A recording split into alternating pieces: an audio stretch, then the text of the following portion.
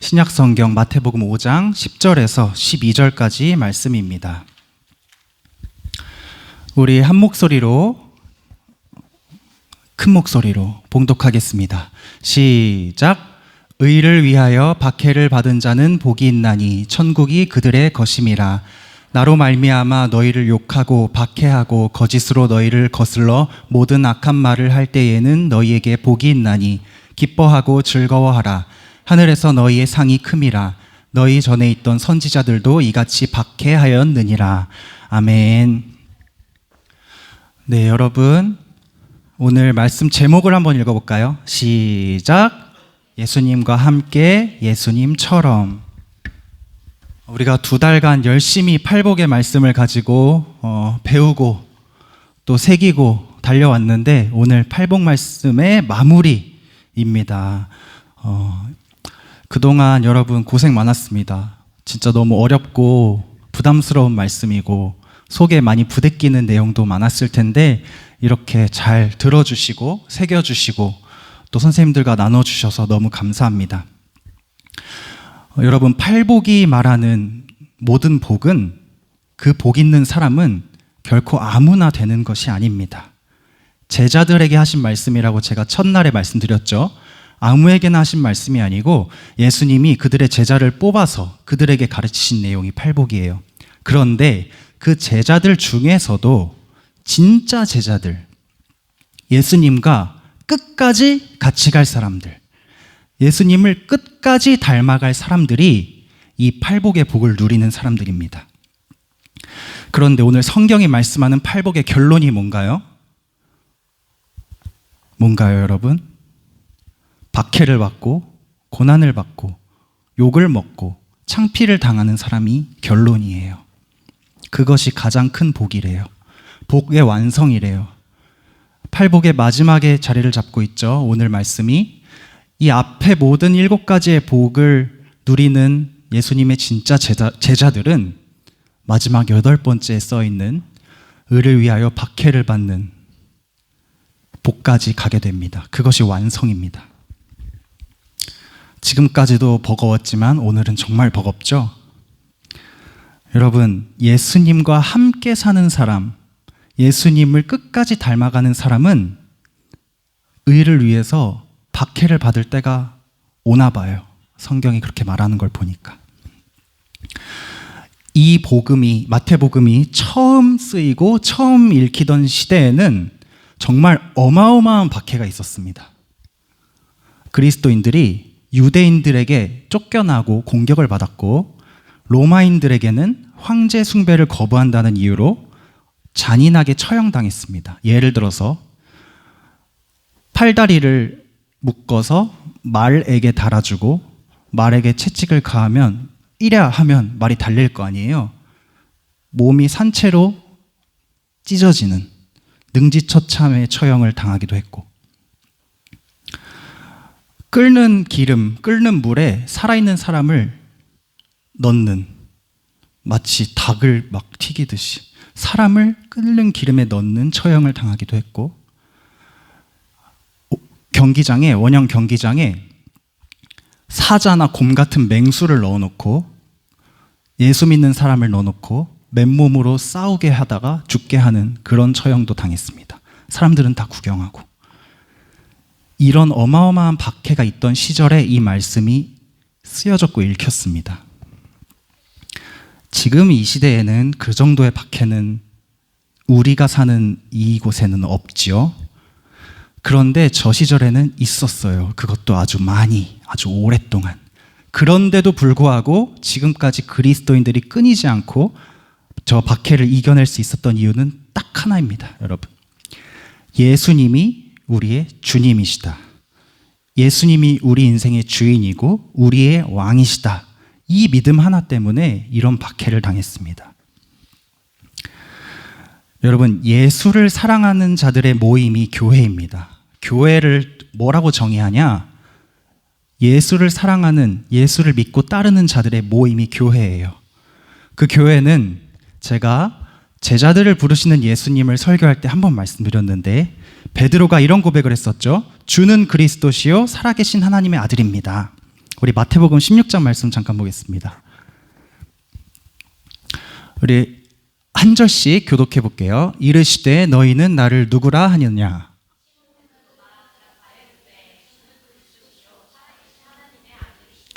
예수께서 대답하여 이르시되 바요나 시모나 내가 복이 있도다. 이를 내게 알게 하니는 혈육이 아니요 하늘에 계신 내 아버지이시니라.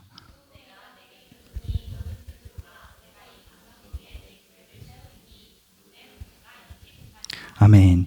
이 고백이 바로 이 순교자들이 끝까지 붙들고 있던 고백이었어요. 예수님, 당신은 우리의 주인이시고 우리의 구원자이시고 영원한 우리의 왕이십니다. 베드로의 고백 중에서 주는 그리스도시요라는 거는, 그리스도라는 거는 구원자란 뜻이고, 살아계신 하나님의 아들이라는 말은 그냥 막 수식어를 갖다 붙인 게 아니라 어떤 뜻이냐면 창세 전부터 지금까지, 그리고 앞으로도 영원히 온 천지 만물을 다스리는 왕이십니다. 당신이, 예수님이. 이런 고백이에요. 예수님께서 이 고백을 들으시고 너무너무 기뻐하셨어요. 그래서 시몬아, 내게 복이 있다. 너의 그 고백은 인간적인 생각과 사람의 어떤 능력으로 할 수 있는 고백이 아니야. 하나님께서 너에게 보내주신 생각이고 마음이야. 그리고 내가 그 고백 위에 이제 교회를 세울 거야. 교회에는 너와 같은 고백을 하는 사람들이 계속 모일 거야. 나와 마음이 통하는 자들이 끊임없이 나타날 거야. 그리고 그들을 죄와 죽음의 세력이 결코 이기지 못할 거야. 이렇게 선포하십니다. 그리고 마지막으로 그 교회가 결국 이 땅에 하나님의 나라를, 나의 나라를, 예수님의 나라를 이루어가는 주역이 될 거야 라고 말씀하셨어요. 여러분, 우리 소명교회도 바로 이 고백 위에 서 있습니다. 주는 그리스도시고 살아계신 하나님의 아들입니다. 여러분, 교회를 얼마나 다닌지는 제가 잘 한 명 한 명 모르겠어요. 그런데 이런 생각을 해본 적 있을 거예요. 한 번쯤은 교회는 좀 특이한 곳이다. 이상한 곳이다. 세상에서 당연시하는 것들을 거부하고 너무 고지식하기도 하고 조심해야 될 것도 많고 참아야 될 것도 많고 이렇게 하지 말라는 것도 많고 좀 이상한 곳이라는 생각을 안 해본 사람 손 들어보세요. 하나, 둘, 셋. 다 해봤죠. 저도 해봤습니다.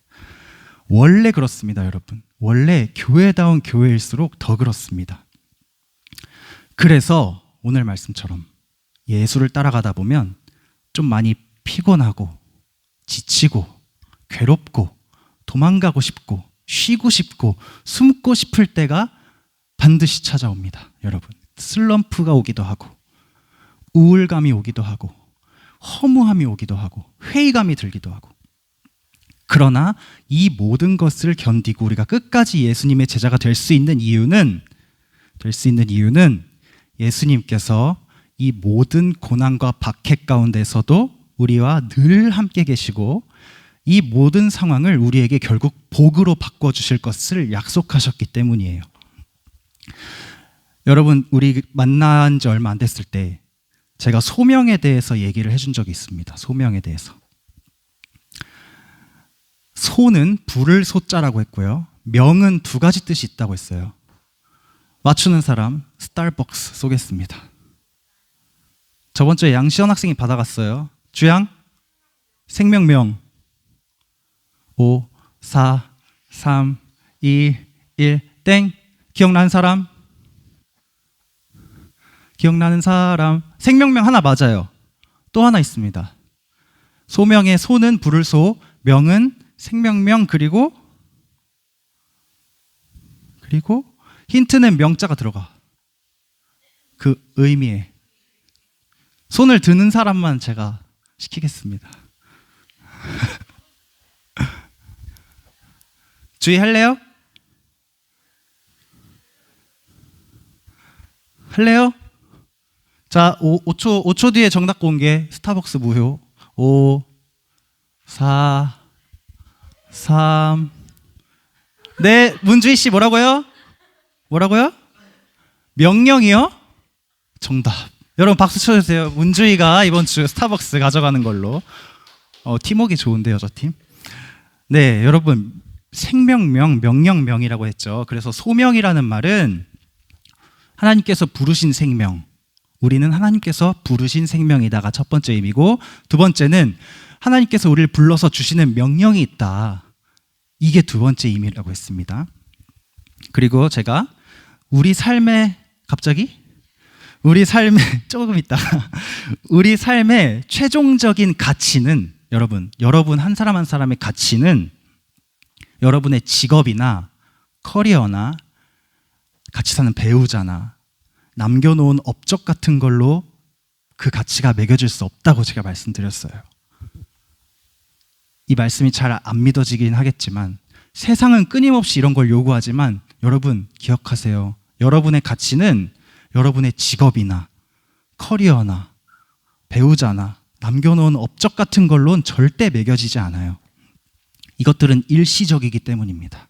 언젠간 사라집니다. 여러분의 소중한 소명을 금방 썩어질 것에 쏟아버리지 마시기를 바랍니다. 우리의 이 인생의 가치는 오직 영원하신 하나님 아버지와 엮여 있을 때 진짜 의미를 발견할 수 있습니다. 교회도 마찬가지입니다, 여러분. 교회에 간판을 걸어놨다고 다 교회가 아니에요. 하나님이 부르시고 하나님이 주시는 명령을 믿음대로 행하는 교회. 행하는가? 그렇다, 교회. 행하는가? 행하지 않는다, 안 교회. 껍데기만 교회. 여러분 잘 모를 수도 있는데 우리 소명교회는 선교하는 일에 정말 최선을 다합니다. 잘 와닿지 않을 수도 있지만 목사님부터 담임목사님부터 장로님 권사님들부터 해서 집사님들 해서 우리에게 이르기까지 모든 이 사람들이 선교하는 일에 최선을 다하고 있어요. 때로는 힘에 부칠 정도로 해요. 보니까 특히 요즘에는 우리 교회 이제 손볼 때가 많아요. 엘리베이터도 바꿔야 되고 공사하는 거 이것저것 정리도 해야 되고 공사도 많이 해야 되고 여기저기 신경 쓸 것이 굉장히 많습니다. 그래서 돈이 많이 들어가기도 하고 사람의 어떤 손길도 많이 필요하고 그런 상황이에요. 우리 한 몸 지키기도 바쁘고 어려운 상황이에요. 사실 지금. 그러나 우리 소명교회는 지금도 여전히 선교하는 일에 힘을 빼지 않고 있어요. 2주 전에 제가 말씀드린 것처럼 필리핀에서 신승자 선교사님과 나이가 많으신 여자 선교사님이에요. 선교사님과 초등학교 학생들이 10명이 넘게 왔습니다. 왜 왔냐? 이 아이들은 진짜 가난한 동네에서 자랐어요. 자라면서 그래도 다 핸드폰이 있더라고요. 핸드폰에 유튜브, 인스타그램을 보면서 한국이란 나라가 너무 좋아 보이는 거예요. 요즘 한국이 좀 콘텐츠적으로 많이 좋잖아요. 그래서 지금 시골 애들이 아닌 것 같아, 순영아? 시골 애들이 한국에 한번 오는 게 진짜 큰 목표고 꿈이래요. 세계에서 제일 못 살던 나라가 우리나라가 어떻게 이렇게 됐나. 어른들도 궁금해하고 애들은 말할 것도 없고. 그래서 애들이 부모님을 조르고 졸라서 겨우겨우 항공료를 만들어서 아마 평생은 아니고 한 2, 3년 동안 부모님이 그 항공료를 갚으려고 일을 엄청 하실 거라고 선교사님이 저한테 말씀해 주셨거든요. 애들이 그 각오로 부모님의 그 헌신으로 온 거예요, 여기에. 그래서 왔습니다. 한 15명 정도가 움직이는데 얼마나 많은 게 필요하겠어요, 여러분. 우리 한강 소풍 가는 것만 해도 신경 쓸 게 많은데 자고 먹고 뭐 하고 여러 가지가 많이 필요하잖아요. 그래서 우리 교회가 이것저것 도왔습니다. 큰 건 못 해줬지만 한국 들어올 때 입국할 때 우리가 데리러 가서 태워가지고 숙소 데려다주고 권사님들이 쇼핑하라고 용돈도 줬어요. 다이소에서 뭐 사라고 3만 원씩 주셨어요. 그리고 가기 전날에 여기서 자고 먹고 놀고 또 우리가 같이 예배하고 기도도 해주고 그랬습니다. 중고등부도 가만히 있을 수 없잖아요. 그래서 어제 쌤들하고 제이하고 주양이가 와가지고 애들하고 막 부평을 누비면서 좋은 추억을 만들어줬습니다. 그리고 공항에 바래다 줬어요. 애들이 막 울어요. 가기 싫어서. 전에 알던 애들도 아니고 처음 보는 애들이고 우리랑 뭐 자주 만날 사이도 아니고 저 멀리 이름도 모르는 동네에 사는 타국에 사는 시골 아이들을 섬기는 것이 우리에게 무슨 유익이 있습니까? 누구 좋으라고 이걸 합니까? 그 시간과 그 돈을 아껴서 우리 중고등부 할 게 얼마나 많아요. 교회도 할 일이 많고 우리끼리 잘 먹고 잘 살기 바쁜데 누가 알아주지도 않는 이 일을 왜 합니까? 주양아 왜 했어요? 제이야 왜 했어요? 그냥 얼떨결했어요? 그럴 수 있지. 그런데 여러분 얼떨결에 시작한 주양이와 제이의 섬김이 우리가 어설프게 섬겼지만 나름 최선을 다해서 섬겼거든요. 그런데 그 섬김으로 말미암아 저는 이 아이들의 마음에 이런 마음이, 이런 추억이, 기억이 심겨졌을 거라고 믿어요. 와, 내가 예전에 초딩 때 한국에 갔다 왔었는데 거기 진짜 재밌는 것도 많고 맛있는 것도 많고 화려하고 이 필리핀 시골이랑 비교가 안 될 정도로 멋있는 나라였어. 근데 내가 제일 기억에 남는 거는 돌아오기 전날에 어떤 교회에서 막 춤추면서 예배를 했는데 그 교회에서 어른들이 우리를 위해서 진심으로 축복하고 기도해주고 안아주고 했던 게 기억나. 처음 보는 어른이 나를 막 안고 기도하는데 막 눈물이 났어. 그분도 막 눈물을 흘렸어. 그리고 다음 날에는 또 예쁜 언니들이 와가지고 누나들이 와가지고 막 놀아줬어. 여기저기 구경시켜주고 맛있는 식당도 데려가고 그리고 선생님들이 우리 편하게 잘 가라고 짐 날라주고 공항까지 바래다주고 우리가 거기 게이트 안으로 들어가는 것까지 빠이빠이 해줬어.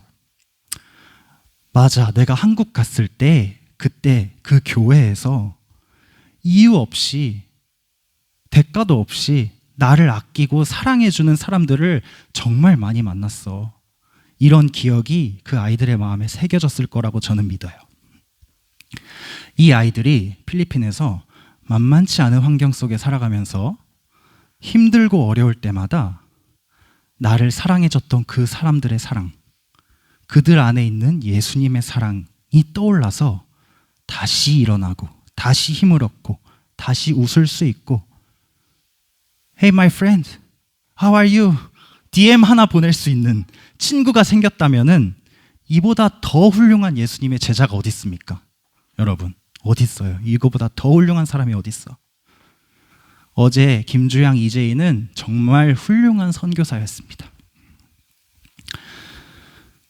여러분 2달 동안 팔복의 말씀을 하는 이 과정 저도 어려웠고 여러분도 어려웠어요. 나는 이번 학기 끝난 거 기말고사 끝난 거보다 팔복 말씀 끝난 게 더 뭔가 마음이 근데 여러분 우리가 다 모든 걸 취할 수는 없지만 이것만은 생각했으면 좋겠어요. 우리가 이것만은 바라며 기도했으면 좋겠어요. 이 팔복의 말씀이 우리 각자의 소명을 발견하는 밑그림이 되었으면 좋겠습니다. 너무 어렵고 말씀이 어렵고 때론 지키기 싫고 마음에 부대끼는 말씀이지만 이 가르침을 잊지 않고 붙들고 살 때 세상이 주는 목표, 세상이 주는 꿈과는 비교할 수 없는 하나님의 꿈, 하나님의 소명이 우리 삶에 주어질 것입니다, 여러분. 그리고 그 모든 과정을 심지어 박해받고 처형당하고 고문당하는 그 어려운 과정까지도 예수님께서 우리 곁에서 함께 하십니다. 그분은 우리를 위해서 목숨 버려서 십자가에서 돌아가신 분이에요. 박해받고 고난받는 그 아픔 우리보다 더 잘 알고 계신 분입니다. 우리가 기뻐할 때 함께 기뻐하시고 슬플 때 함께 슬퍼하시고 고난이 올 때 같이 고난받는 분이 우리 예수님이에요. 그 예수님께 우리가 부르짖을 때, 이 말씀을 붙잡고 부르짖을 때 그분이 반드시 응답하십니다. 여러분 우리 마지막으로 사진 하나 볼게요. 어제 찍었던 사진이에요. 여기 보면은 왼쪽은 공항에서 이제 우리가 바래다 주고 애들 들어가기 전에 아직 그렇게 우울하진 않을 그 체크인 하기 전에 티켓팅 하기 전에 찍은 사진입니다. 여긴 하은쌤이고요. 못 알아볼 수도 있지만 한쌤이고요. 그리고 뒤에 저 무리에 한국인이 껴있어요, 여러분. 잘 모를 수도 있는데, 네? 찾는 사람에게 상품 줄까요? 예, 저기 제가 있죠, 여러분. 앞에 분이 필리핀 분이에요. 예, 그니까 저분 굉장히 하얀 필리핀 분이에요. 오해하지 마세요. 그리고 중래쌤도 저기 어제 중래쌤 하루 종일 12시간 넘게 얘네들 뒷바라지하면서 고생하셨어요. 네, 이렇게 보내줬고, 옆에는 뭐냐면 우리가 그 인사이드 아웃을 보러 갔어요. 같이 부평 역사 롯데시네마 가서 너무 재밌었고 즐거웠습니다. 근데 거기 엘리베이터에 이제 타가지고 딱 모인 김에 찍은 사진이에요. 이거 제이고요. 네. 그리고 남자애들, 우리 비전 트립 가면 얘네 만날 거예요. 얘네 만날 겁니다. 제가 인스타 팔로우 해놨어요. 그래서 DM 제가 이렇게 사진 이따 찍어서 보내줄 거예요. 얘네를 위해서 기도해달라고. 우리도 기도하고 계속 이렇게 커뮤니케이션을 할 겁니다. 이 아이들이 한국에 와서 정말 좋은 추억을 많이 만들고 갔을 거라고 생각해요. 그리고 그 과정에 우리 소명교회가 있었어요. 저기 제가 소명 반점 교회 이렇게 해놨죠. 교회의 소명은 선교입니다, 여러분. 이거는 뭐 제가 선교를 할 거고 하고 싶어서 하는 말이 아니라 성경에 있는 거예요. 교회에 할 일은 선교입니다, 여러분. 교회 안에 있는 한 명 한 명의 그리스도인들은 다 선교사가 되어야 돼요. 이렇게 막 가는 선교사가 아니더라도 마음속으로 이런 아이들을 품고 지금 이 순간에도 나보다 훨씬 어려운 상황에서 예수 믿기 위해서 박해받고 고난받는 사람들을 위해서 기도하고 그들을 생각하고 그들을 도울 수 있는 사람이 우리는 다 되어야 합니다. 그게 예수님의 가르침이고 팔복의 가르침이에요. 우리가 그것을 기억하고 우리 사랑하는 소명교회 중고등부가 한 명 한 명이 정말 소명인들이 다 돼서 하나님의 나라를 이루어가는 그런 학생들이 될 수 있기를 간절히 축원합니다. 우리 기도하겠습니다.